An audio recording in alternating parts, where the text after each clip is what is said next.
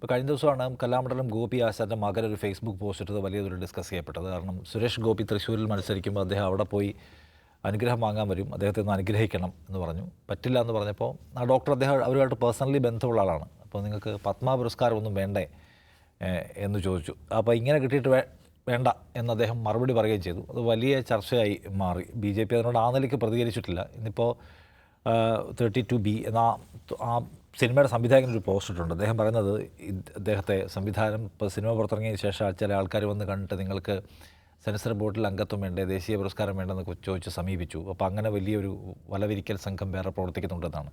ഈ പത്മ പുരസ്കാരങ്ങളുടെ വിതരണത്തിനെ കുറിച്ച് അതിൽ തിരഞ്ഞെടുക്കുന്ന ആളുകളെക്കുറിച്ച് നമ്മൾ പലതവണ ഇവിടെ സംസാരിച്ചിട്ടുള്ളതാണ്. ഏതൊക്കെ മേഖലയിൽ നിന്നുള്ള ആളുകളെ തിരഞ്ഞെടുക്കുന്നു, എന്തൊക്കെയാണ് ഓരോന്നിൻ്റെ ലക്ഷ്യം, എങ്ങനെയാണ് ഓരോന്നും ടാർഗറ്റ് ചെയ്ത് കൊടുക്കുന്നതിനെക്കുറിച്ച്.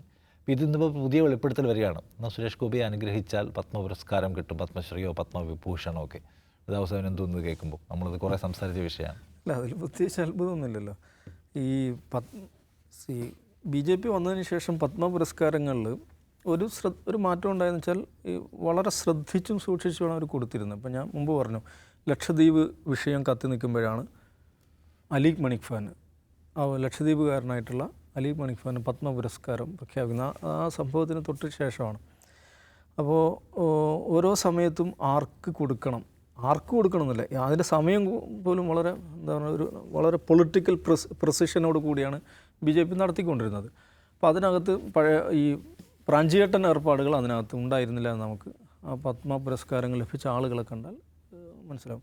പക്ഷെ അതിൽ കാണേണ്ട ഒരു കാര്യം, ഇവർക്ക് മാത്രമാണോ പത്മ പുരസ്കാരത്തിന് അർഹതയുള്ളത്? അല്ലാത്ത ആളുകളുണ്ടാവുമല്ലോ. അപ്പോൾ പത്മ പുരസ്കാരത്തിന് സ്വാഭാവികന അർഹതയുള്ള, ഇപ്പോൾ ഗോപി ആശാൻ്റെ കാര്യം പറയുന്നു, അദ്ദേഹത്തിന് പത്മ പുരസ്കാരം ലഭിക്കുമെന്ന് വിചാരിക്കുക. സാധാരണഗതിയിൽ തന്നെയാണ് ലഭിക്കുന്നത്. അതിന് തർക്കം പറയാൻ ആരും ഉണ്ടാവില്ലല്ലോ. നിശ്ചയമായും അതിന് ഡിസേർവ്ഡ് ആയിട്ടുള്ള ആളാണ്. അപ്പോൾ അങ്ങനത്തെ ആളുകളെ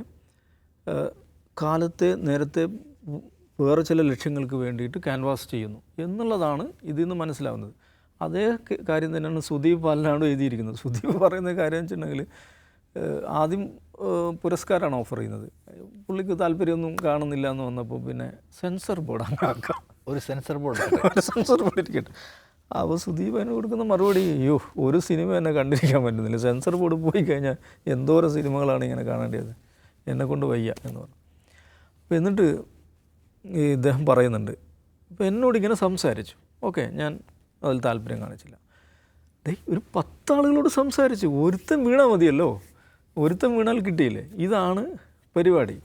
അപ്പോൾ അങ്ങനെ നടത്തുന്നു എന്നുള്ളതാണ് ഇത് മനസ്സിലാവുന്നത്. അപ്പോൾ അതിലൊന്നും എനിക്ക് തോന്നി സുരേഷ് ഗോപി ഈ കളിയെല്ലാം കളിച്ചിട്ടും പ്രത്യേകിച്ച് കാര്യമുണ്ടെന്ന് എനിക്ക് തോന്നുന്നില്ല.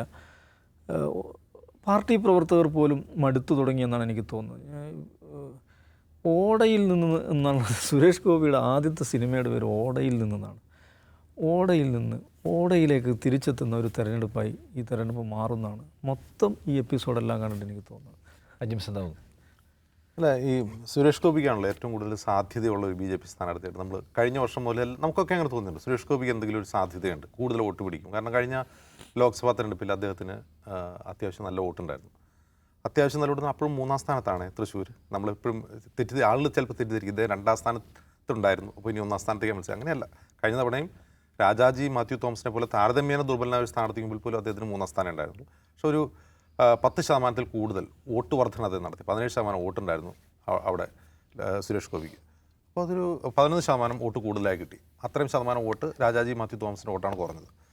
അപ്പോൾ TN പ്രതാപനാവട്ടെ 3% വോട്ട് മറ്റും കൂടുക ചെയ്തത്.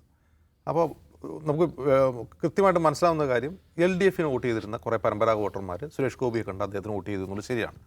ഇവിടെ മനസ്സിലാക്കേണ്ട കാര്യം, ഇത്തവണ യഥാർത്ഥത്തിൽ സുരേഷ് ഗോപിക്ക് വലിയ ചലഞ്ചാണ് ഈ തെരഞ്ഞെടുപ്പ്.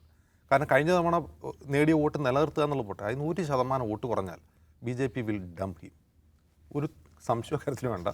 പിന്നെ സുരേഷ് ഗോപി ഇല്ല, അത് അദ്ദേഹത്തിന് നന്നായിട്ട് അറിയാം. അതാണ് അദ്ദേഹം ഇത്രമാത്രം വെകിളി പൂണ്ട് നടക്കുന്നത്. കാരണം കഴിഞ്ഞ തവണ വോട്ട് കിട്ടിയത് അദ്ദേഹത്തിൻ്റെ കഴിവുകൊണ്ട് തന്നെയാണ്. സുരേഷ് ഗോപി എന്നൊരു വ്യക്തിക്ക് ലഭിച്ച വോട്ട് തന്നെയാണ്. എന്ന് മാത്രമല്ല, കഴിഞ്ഞ തവണ വേറെ വിഷയങ്ങളുണ്ടെന്ന് മാത്രമല്ല, ഈ അയ്യപ്പൻ്റെ ലോക്കറ്റ് LDF സ്ഥാനാർത്ഥി കുറച്ച് താരതമ്യേന ദുർബലനായിപ്പോയി. അതുപോലെ ശബരിമല വിഷയം പോലുള്ള കത്തി നിൽക്കുന്നു. പിന്നെ അദ്ദേഹത്തിൻ്റെ ഒരു വ്യക്തിപ്രഭാവം, ആ വ്യക്തിപ്രഭാവം നമ്മൾ അംഗീകരിച്ചേ പറ്റുള്ളൂ. ഒരു സിനിമാ താരം എന്നുള്ളതിൽ അദ്ദേഹത്തിൻ്റെ വ്യക്തിപ്രഭാവം, അത് മാത്രമല്ല അദ്ദേഹം രാഷ്ട്രീയത്തിൽ സജീവ രാഷ്ട്രീയത്തിൽ വരുന്നതിന് മുമ്പ് അദ്ദേഹം നടത്തിയുള്ള ജീവകാരുണ്യ പ്രവർത്തനങ്ങൾ അതിലൊക്കെ കിട്ടിയ വോട്ടാണ് അദ്ദേഹത്തിന്. അപ്പോൾ അത് വച്ചിട്ട് ഈ എന്താണ് പറയുക, തെങ്ങിനും കൗങ്ങിനും ഒരു തിളാപ്പിടരുന്ന പറയില്ലേ, ഈ കേരളത്തിലെ കലാകാരന്മാരെ കുറിച്ച് ഈ ബി ജെ പിക്കുള്ളൊരു തെറ്റിദ്ധാരണ ഇങ്ങനെ എന്തെങ്കിലുമൊക്കെ വെച്ച് നീട്ടിയാൽ അവർ വീണു പോകും എന്നുള്ളതാണ്. അങ്ങനെ വീണു പോകുന്ന ആളുകളുണ്ട്. ആ വീണു പോകുന്ന ആളുകൾ എന്ന് വെച്ചാൽ ബി ജെ പിയെയോ നരേന്ദ്രമോദിയെയോ വ്യക്തമായി മനസ്സിലാക്കാത്ത ചില ആളുകളുണ്ട്. ഇപ്പോൾ ഉദാഹരണം പറഞ്ഞപ്പോൾ ഇന്ത്യയിലെ വോട്ടർമാരിൽ 55% മുകളിൽ ആളുകൾ ഗുജറാത്ത് കലാപത്തിന് ശേഷം ജനിച്ചവരാണ്.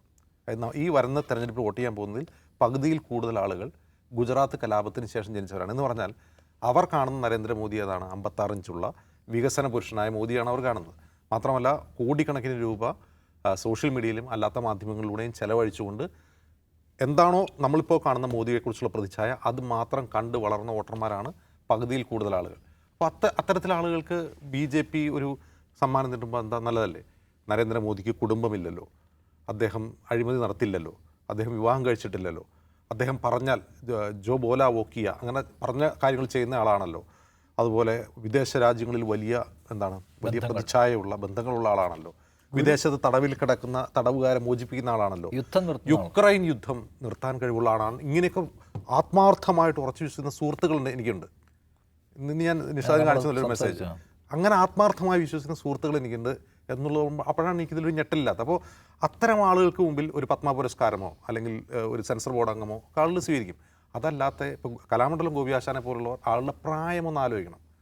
അദ്ദേഹത്തിൻ്റെ പ്രായം, അദ്ദേഹം എത്ര രാഷ്ട്രീയക്കാരെ കണ്ടിട്ടുണ്ട്, അദ്ദേഹത്തിന് എത്ര രാഷ്ട്രീയക്കാരെ പരിചയമുണ്ട്. പിന്നെ മറ്റൊന്ന്, നമ്മൾ എത്രയൊക്കെ വിമർശനങ്ങൾ ഉന്നയിച്ചാലും എത്രയൊക്കെ പോരായ്മകൾ പറഞ്ഞാലും കേരളത്തിലെ കലാസാഹിത്യം എന്ന് പറഞ്ഞാൽ പുരോഗമന കലയാണ്, പുരോഗമന സാഹിത്യമാണ്. അതിലൂടെ വളർന്നു വന്ന കലാകാരന്മാരാണ് ഇവർ. അവരുടെ മുമ്പിൽ പോയിട്ട് ഞാനൊരു പത്മ പുരസ്കാരം തരട്ടെ എന്ന് ചോദിച്ചാൽ അവർ ആട്ടിവിടും. അതിൽ തർക്കമൊന്നുമില്ല. അത് ബി ജെ പിക്കാർ മനസ്സിലാക്കണം. സുരേഷ് ഗോപിക്ക് അത് മനസ്സിലായിട്ടുണ്ടെന്നാണ് തോന്നുന്നത്. അദ്ദേഹം കുറേ കൂടി വിനയാന്വിതനായിട്ടാണ് ഗോപിയാശാനെ കുറിച്ച് സംസാരിക്കുന്നത്. അദ്ദേഹത്തിൻ്റെ മനസ്സ് തന്നെയാണോ എന്നറിയില്ല. അത് പറഞ്ഞ് നാക്കെടുക്കുന്നതിന് മുമ്പ് ഗോപിയാശൻ എന്ത് ചെയ്തു? കെ രാധാകൃഷ്ണന് വേണ്ടി ഒരു വീഡിയോ പോസ്റ്റ് ചെയ്തു അദ്ദേഹത്തിന് വോട്ട് ചെയ്യണമെന്ന് പറഞ്ഞു. അതിലൂടെയെങ്കിലും മനസ്സിലാക്കണം ഞാൻ എന്താണ്, എൻ്റെ രാഷ്ട്രീയം എന്താണെന്നുള്ളത് ബി ജെ പിക്കാർക്ക് കൃത്യമായ സന്ദേശമാണ് കൊടുത്തത്. ബി ജെ പിക്കാർക്ക് അത് മനസ്സിലായ അവർക്ക് നല്ലത്.